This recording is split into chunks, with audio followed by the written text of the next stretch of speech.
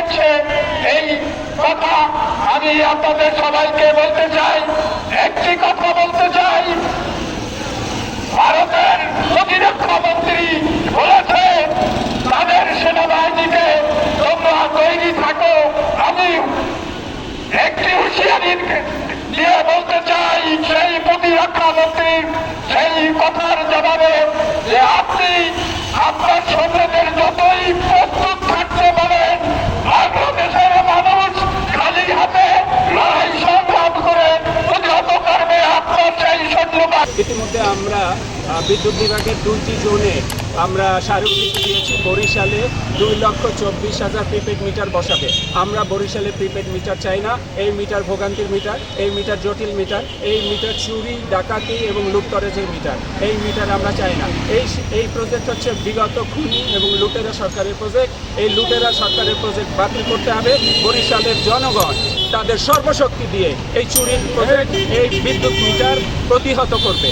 এবং ইউনূস সরকারের কাছে, ইউনূস সরকার আমাদের সরকার, ইউনূস সরকার ছাত্র জনতার সরকার, সাংবাদিকের সরকার, সেই সরকারের কাছে আমাদের আবেদন, অবশ্যই বিদ্যুতের এই প্রিপেড মিটারের যে হাজার হাজার লুটের প্রজেক্ট, অবিলম্বে এই প্রজেক্ট বাতিল করুন, অবিলম্বে এই অপচয় বন্ধ করুন, অবিলম্বে বাংলাদেশের বিদ্যুৎ গ্রাহক সকল ভাইদের জনগণকে মুক্তি দান করুন। এটার জনগণকে সাথে নিয়ে, সাংবাদিক ভাইদের সাথে নিয়ে, কৃষক, শ্রমিক, জনতা, বিদ্যুৎ গ্রাহক, ব্যবসায়ী সবাইকে নিয়ে মাঠে নামবো এবং এই চুরি অবশ্যই আমরা বাতিল করব, আন্দোলন করে বাতিল করতে বাধ্য করব ইনশাআল্লাহ। আমাদের আজকের এই সমাবেশে বিক্ষোভ মিছিলের এখানকার কাজ প্রায় শেষ। আপনারা সবাই জানেন এবং আমরা সবাই জানি এই প্রিপেড মিটার একটা এমন মিটার যে মিটারে বিদ্যুৎ না থাকলেও মিটার চলে এবং মিটারের চলতে থাকে। এটা একটা মানে ভৌতিক মিটার, এটা হয়রানি তো ঘটি, এটা যত রকমের হয়রানি আছে সবটাই বিগত সরকার এই মিটারটা আমাদের উপরে চাপিয়ে দিয়ে গেছে এবং বরিশাল বিদ্যুৎ বিভাগ খুব অল্প সময়ের ভিতরে এই মিটারটা চালু করেছে।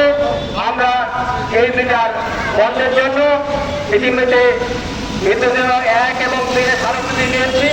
আজকে বিক্ষোভ সমাবেশ আমরা করলাম এবং এরপরেই যদি বিদ্যুৎ বিভাগ এই মিটার বন্ধ না করে আমরা এই বরিশালের আবহাওয়া জনসাধারণ সহ যারা বিদ্যুৎ গ্রাহক তাদেরকে একত্র করে আমরা বিদ্যুতের যে মূল অফিস সেটাকে আমরা ঘেরাও করার কর্মসূচি হাতে নেব।